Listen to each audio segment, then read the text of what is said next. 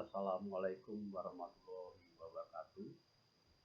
Jumpa lagi dengan saya dalam program Kultum Esrinal Aziz. Jadi akhir-akhir ini kita dengar berita yang membuat saya sedih, yaitu dibakarnya sebuah masjid di Kalimantan Barat, masjid umat Ahmadiyah, karena penolakan oleh masyarakat kemudian terjadi kekerasan.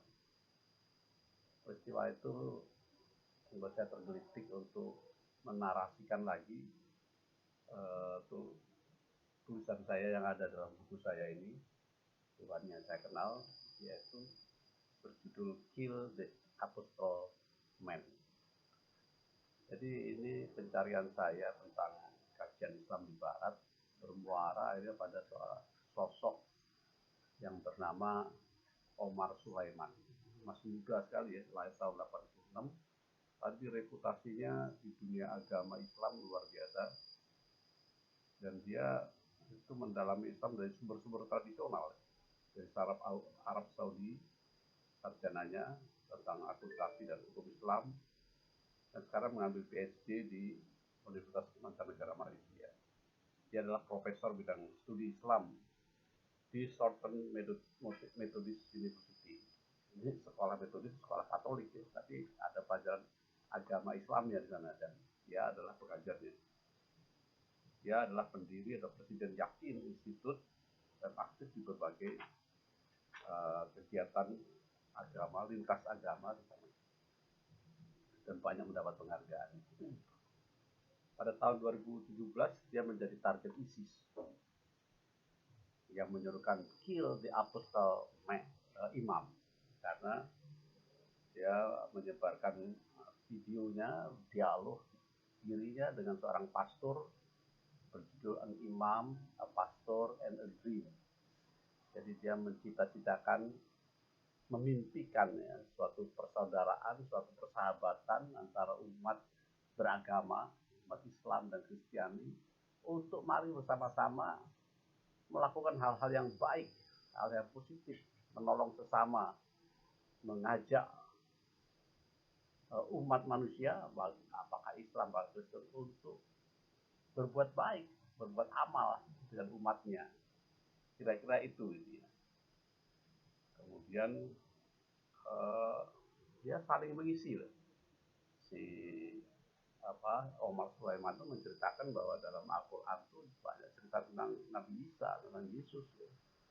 Nah, dia bercerita dengan antusias ya tentang Yesus. Kemudian si pastor juga bercerita bahwa dia kedatangan tamu itu seorang muslim, dan sama bercerita tentang Nabi Isa dan sebagainya.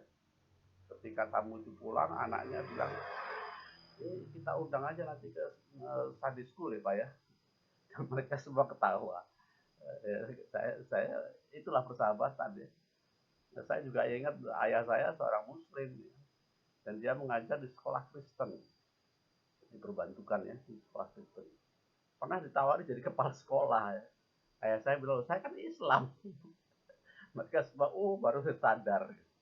Jadi menurut saya ini harus diupayakan sekali. Dan di Indonesia ini luar biasa dengan Pancasila itu, kita harus bersahabat, menggandeng sesama umat beragama untuk melakukan hal-hal yang baik, kebaikan secara bersama. Jangan malah bersaing, bermusuh-musuhan. Saya kira itu tidak produktif, tidak baik ya, untuk kesatuan bangsa. Umar Sulaiman bukan seorang liberal ya. Kita selalu menganggap yang berpikir seperti itu adalah paham liberal ya. Ya, kalau di Indonesia tokohnya kayak Cak Nur, kemudian yang baru-baru juga dianggap liberal. Si Umar ini sama sekali bukan, dia karena persahabatan dengan umat Kristiani itu ada dalam Al-Quran. Dia menyebutkan ini dalam Al-Quran surat Al-Baqarah ya, 162. Sesungguhnya orang-orang beriman, orang-orang Yahudi, orang-orang Nasrani, bahkan orang-orang Sabi'in. Sabi'in itu mungkin agama Zarathustra di Persia. siapa saja di antara mereka yang beriman kepada Allah dan hari akhir serta melakukan kebajikan, mereka mendapat pahala dari Tuhannya dan mereka tidak khawatir, tidak bersedih hati. Itu surat Al-Baqarah.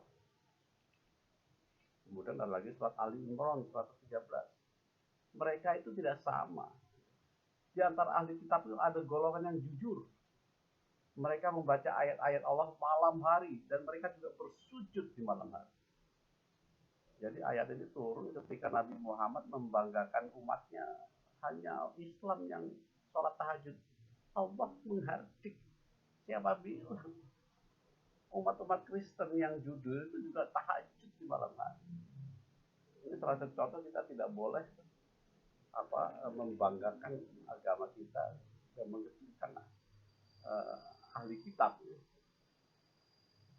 Apakah ahli kitab masuk surga? Ada dalam Al-Quran juga. Dan sekiranya ahli kitab itu beriman dan bertakwa, niscaya kami hapus kesalahan-kesalahan mereka dan mereka tentu kami masukkan ke dalam surga-surga yang penuh kenikmatan. Itu Al-Maidah ayat 65. Jadi masih banyak sekali ayat-ayat Al-Quran yang menganjurkan kita untuk bersahabat. Bahkan surat Al-Maidah nomor 5 menganjurkan, menghalalkan seorang muslim menikahi ahli kitab yang baik, yang beriman, ya, tanpa harus masuk Islam, ya, dia tetap sebagai seorang ahli kitab. Nah, ini mungkin perlu pembahasan tersendiri, ya. Saya sangat tertarik untuk membahas ini dalam rangka kita bersama-sama rukun berarti yang sesungguhnya, ya. Bukan rukun pura-pura, ya. Rukun karena itu tuntunan agama kita, tuntunan Al-Quran, ya. Ya memang Al-Quran itu mengkritisi kepercayaan Kristiani yang menganggap Nabi Isa itu Tuhan, itu dikritisi secara keras oleh Al-Quran. Akan tetapi kita tidak bisa menjudge, ya, bahwa mereka yang Kristen itu berarti menyembah Tuhan Yesus, Nabi Isa sebagai Tuhan. Itu rahasia Allah lah. Dan banyak sekali umat Kristiani yang tidak percaya itu sebenarnya, ya. Dalam hatinya bertanya-tanya. Tapi sepanjang dia yakin ada Tuhan, yakin ada akhirat, kemudian dia berkelakuan baik, beramal, melakukan kebajikan-kebajikan, Allah menjamin dia juga akan selamat, dia akan dicintai oleh Allah Subhanahu wa Ta'ala. Demikian itu tadi. Terima kasih. Assalamualaikum warahmatullahi wabarakatuh.